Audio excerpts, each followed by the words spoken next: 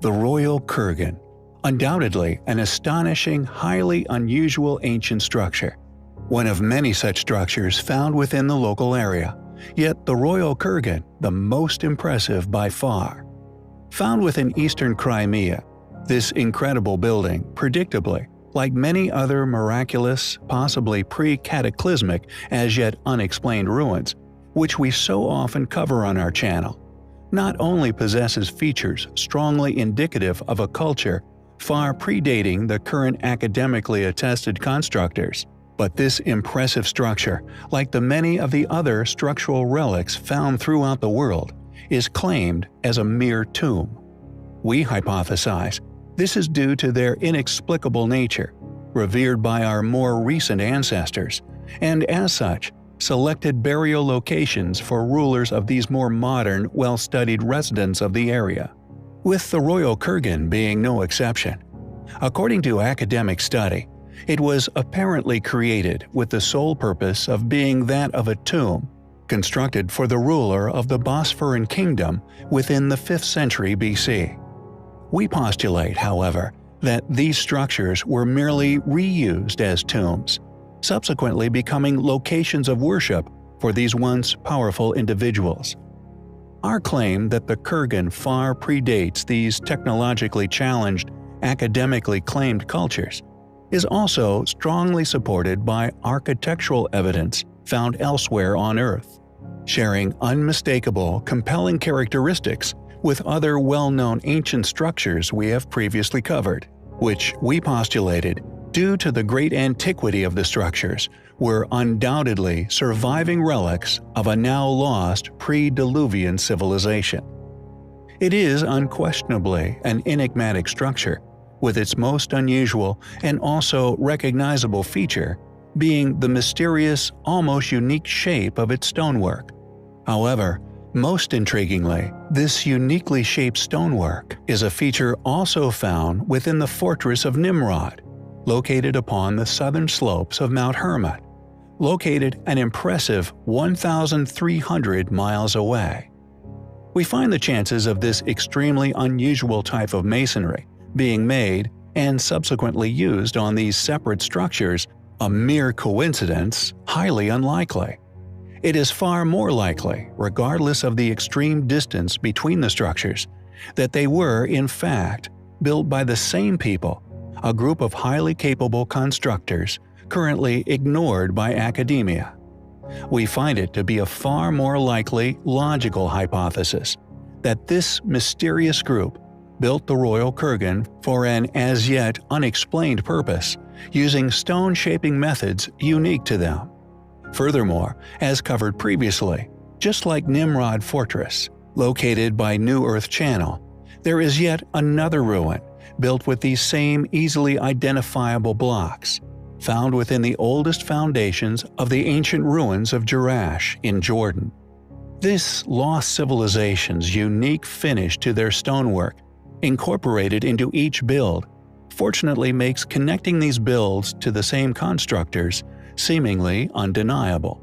And due to the fact that the Fortress of Nimrod and Jerash alike feature this stonework at foundation level, officially recognized as the oldest portions of both sites, we can logically presume that the Royal Kurgan not only shares the same constructor, but also likely shares the same tremendous antiquity. What's more, due to the sheer size of some of the stones utilized within Nimrod, indicates that it is existing work, created using lost knowledge, thus built by a lost civilization. Who built the Royal Kurgan within eastern Crimea? The surviving foundation at Jerash in Jordan, or indeed the original structure found at Nimrod's castle? Were these structures built by the same, once highly capable, highly advanced ancient civilization? If not, why do they share such an unusual, unique style of stonework? What was the Royal Kurgan built for?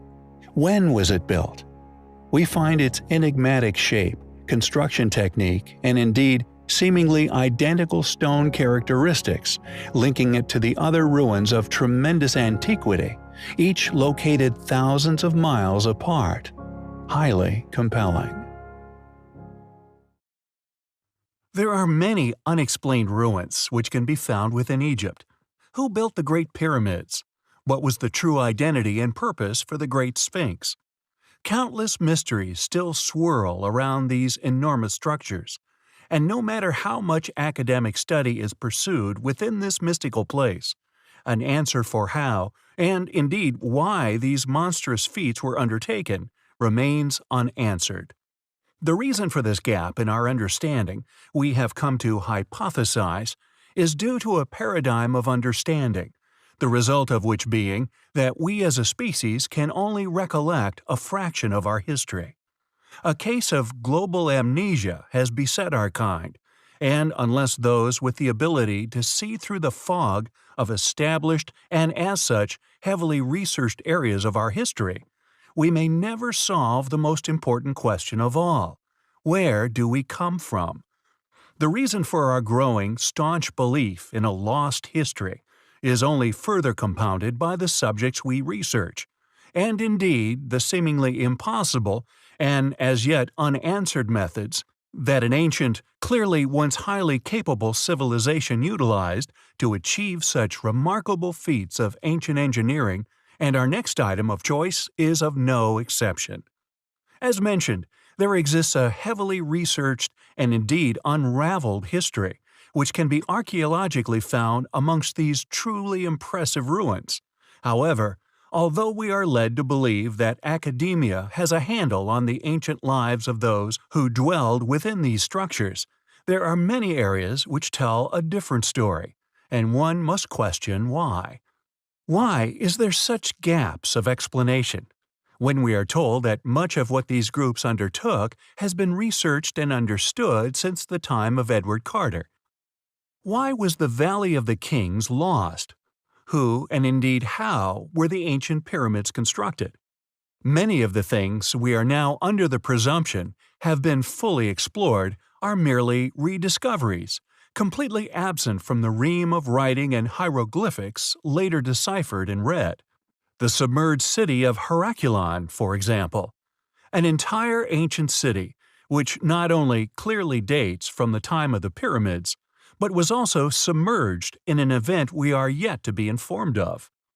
The rediscovery of this site in recent times is yet another example that the attitudes of those who are granted access to such sites is misplaced, and what we thought we knew about the true creators of said sites is a red herring, a smokescreen, placed down by later, surviving, and due to these unknown events, proven by heavy research, far less capable, far more primitive a civilization, who merely re-inhabited such sites, allowing them to develop to a point where they were not only able to leave their own archaeological legacy amongst these ruins, but also to claim such intimidating works as their own. Such a reality, such a claimed illusion, would also have made them a perceived force to be reckoned with, an opportunistic strategy that any critical thinking leader would have leapt at to not only preserve one's power, but to ensure the ongoing existence of their own kind. This posited scenario would also explain why the ancient city of Heracleon, and indeed the Sphinx, the Great Pyramids, the Colossus of Memnon, the unfinished obelisk, and so forth, remained undescribed within what is claimed as the builder's writings, and why such incredible feats were seemingly silently undertaken. Any explanation as to how these sites were built, such as that of Baalbek over 1,000 miles away, possessed Aswan granite columns many tons in weight, remains a mystery. For one can claim such works as their own, but an explanation as to how they achieved them would not be something they could provide. Who built the ancient city of Heracleon, indeed the entire plateau of Giza? Why is the city submerged underwater? And what happened to those who constructed such sites? It is a pursuit for answers which we find highly compelling.